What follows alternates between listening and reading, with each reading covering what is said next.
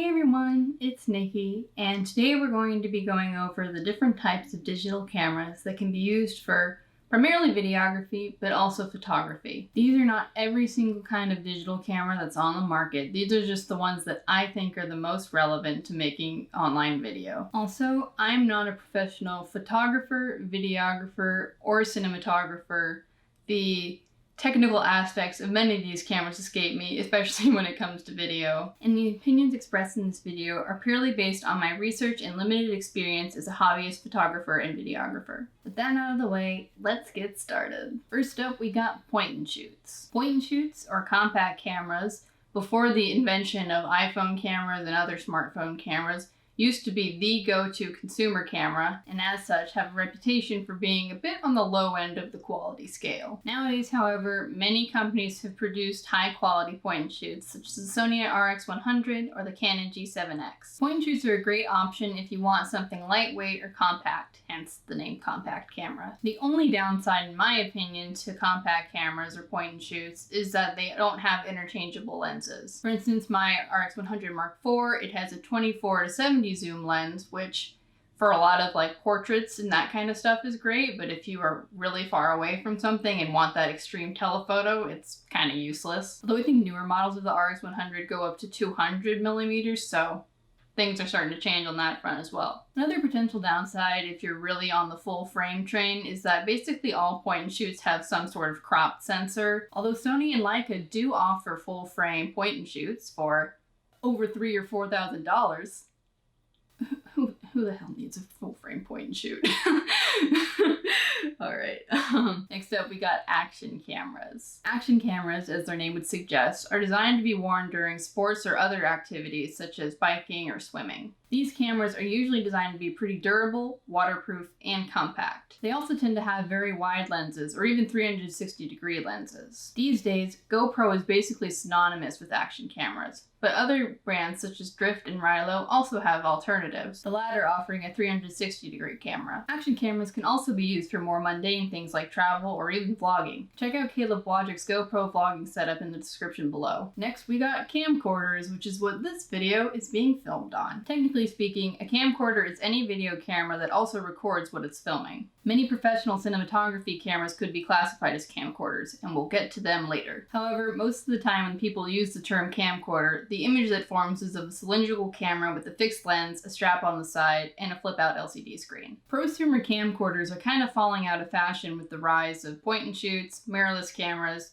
and DSLRs with good video quality. But for hobbyists out there who aren't that interested in photography and want something a bit more ergonomic for on-the-go filming, as well as cheaper, camcorders could still be a good option. Then again, I just love my little Sony over here, so maybe I'm just biased. Next up, bridge cameras. Speaking of cameras that have fallen out of fashion, bridge cameras, as their name would suggest, were designed to bridge the gap between consumer point and shoots and higher-end mirrorless cameras or DSLRs. Bridge cameras have a body that is similar to that of a DSLR, although it's usually a bit more compact, but only have one non-interchangeable lens. Some bridge cameras try to alleviate the issue of having only one lens by having an absurd zoom range. For instance, the Sony RX10 Mark IV has a 24 to 600 millimeter lens, but it's also $1,700.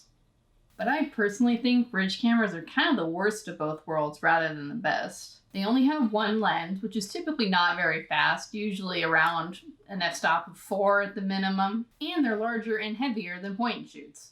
They can be pretty convenient though, so if that's what you're looking for, go for it. Next up, we have MILCs and DSLRs. Comment down below how you pronounce MILC. Whether you just say that, you say mirrorless camera, or like me, you say MILC. I'm very curious. These are the most commonly used cameras used by professional photographers and, increasingly, indie videographers. Mirrorless interchangeable lens cameras and digital single lens reflex cameras are technically two different categories, but I've grouped them into one category because basically nowadays, the only difference between the two is how the image is projected into the viewfinder.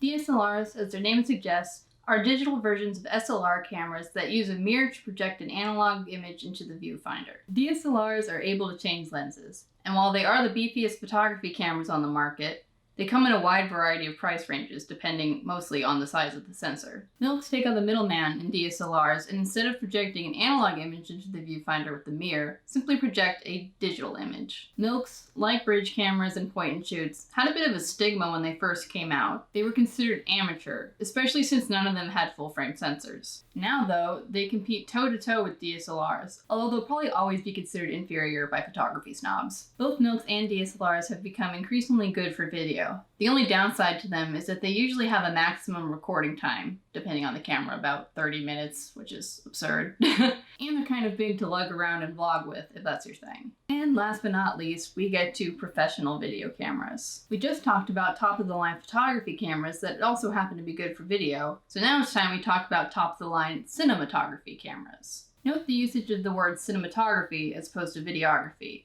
The former implies a much larger scale of production than the latter. These are your Reds, your Alexas, and not the Amazon kind. Your Genesis. I'll be straight with you. I know jack shit about these cameras. All I know is that a single part of most of these cameras costs way more than all the other cameras on this list. In her video, do you want to buy a Red? Maybe you should rent instead. Katie Peters goes over the cost of her Red Helium 8K setup, which costs $59,500. Yikes. Unless you're a millionaire or you're willing to take out a loan on this kind of camera, you're better off just renting it. But let's be real. As of me filming this, there is one 8K monitor for computers on the market, and very few 5K ones. Unless you're making independent films, or you anticipate that most of your viewers will be watching your videos on 5 or 8K televisions, you're probably good with just a HD or 4K camera. There's absolutely no need for you to shoot at such a high resolution. But that's just my opinion. If you have 60K to burn, by all means, use it as a vlog camera. Alright, that about does it. For me personally, I do love my little camcorder, although I do wish it had a full manual mode, which was my fault. It was an oversight when I was reading the specs. I do also have a point and shoot and a DSLR, but neither of them shoot in 4K, and my little T3i, which is my DSLR, doesn't have an autofocus in video mode, so it's kind of impossible to shoot by yourself. So at this point in time, I just use them for photography. Well, what little photography I do. I also happen to have a Hero 6 Black, which was a gift that I'm still trying to figure out how to utilize to its fullest potential. I may very well employ Caleb's vlogging setup, who knows? Thanks so much for watching, and I'll see you in the next video. Bye! Oh my god, it's so freaking hot!